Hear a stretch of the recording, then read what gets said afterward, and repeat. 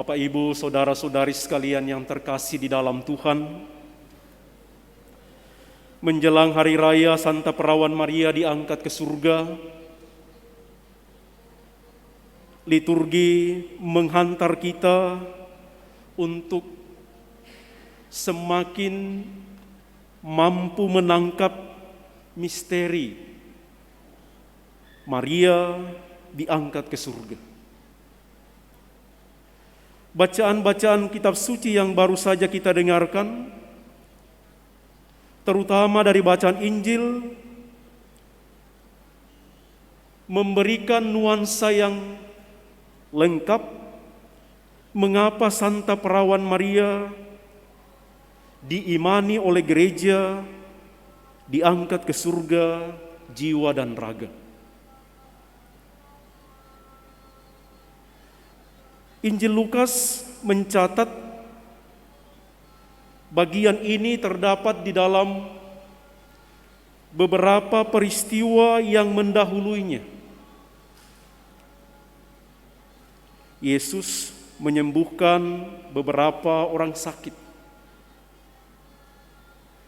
Yesus juga menyembuhkan seseorang yang kerasukan setan, sehingga Yesus dituduh Beelzebul. Yesus juga membuat takjub melalui pengajarannya banyak orang yang mendengarnya. Dalam situasi Yesus yang populer seperti itu, sungguh menjadi biasa bahwa ada para pendengar seperti yang kita dengarkan tadi, seorang wanita berseru, luar biasa, berbahagialah ibu yang telah mengandung dan menyusui engkau. Saya kira ini sangat manusiawi, menyaksikan seseorang yang sangat populer, mempunyai wibawa dan kuasa dalam mengajar, ada rasa kagum yang tumbuh dalam diri pendengar. Persoalannya, apakah kemudian itulah inti dari kehadiran Yesus? Kata-kata Yesus tidak melawan ataupun tidak membantah ataupun tidak menyalahkan sikap ibu yang berbicara tadi. Tetapi Yesus justru menghantar para pendengarnya, juga kita sekalian pada sore hari ini, untuk menangkap, memahami bahwa kebahagiaan yang sejati,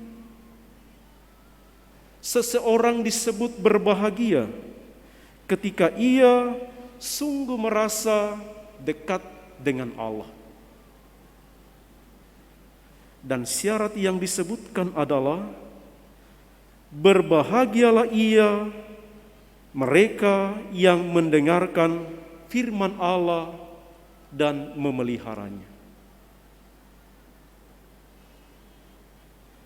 Menarik bahwa Lukas menggunakan kata mendengarkan dan memelihara.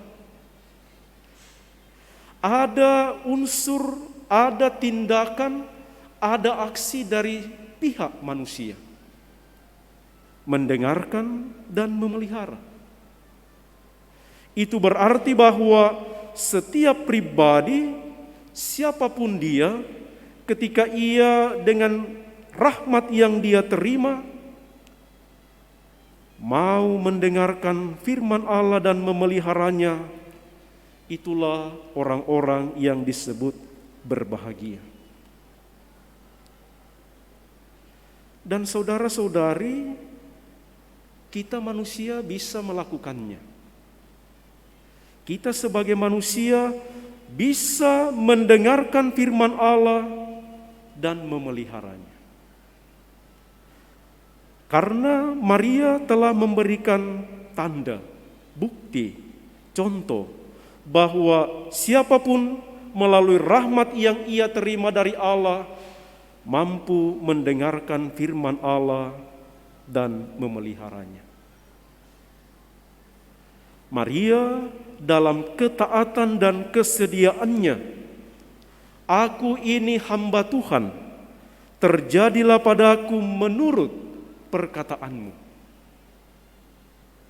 menjadi kekuatan, menjadi pintu masuk kebahagiaan itu dialami.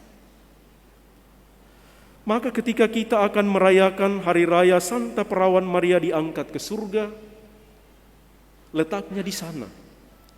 Bahwa Maria memang dihubungkan secara jasmani dengan Yesus. Dia yang mengandung dan melahirkan Yesus. Tetapi juga Maria dihubungkan oleh sikap kerelaan mau mendengarkan dan memelihara sabda Allah. Kita bersyukur Bapak Ibu, saudara-saudari sekalian, karena diberi kesempatan untuk membangun relasi dengan Yesus. Kita berdoa bersama dengan Bunda Maria, selalu tujuannya sampai kepada Yesus. Maka kemudian melalui Maria kita sampai kepada Yesus.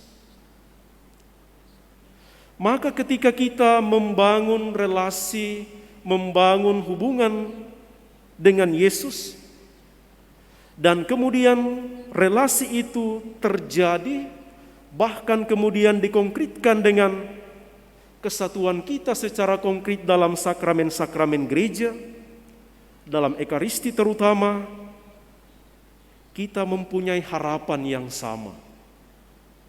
Bahwa pada waktunya kita akan menjadi orang-orang yang berbahagia.